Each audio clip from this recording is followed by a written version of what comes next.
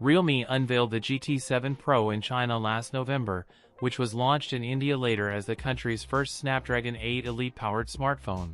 Realme upcoming GT 8 Pro into the premium smartphone category, according to a recent leak as per Tipster digital chat station. There is a possibility that the GT 8 Pro could be launched at 3,999 yuan for the base variant. The Realme GT 8 Pro may sport a flat OLED display with 2K resolution and an ultrasonic fingerprint scanner embedded under the screen. It is powered by the Snapdragon 8 Elite 2 processor, the next-gen flagship chipset from Qualcomm. It is likely to ship with the Realme UI 7-based Android 16. One of the most striking upgrades could be in the camera department, with a 200-megapixel periscope lens likely to feature in the setup. This could be the Samsung HP9 sensor. This camera sensor features a large 1/1.4-inch size and supports 4x4 pixel binning. Battery capacity might reach 7,000 mAh, supported by 100W fast charging. It is expected to launch in the last quarter of 2025. That's it for today's video. If you enjoyed it, don't forget to like, comment,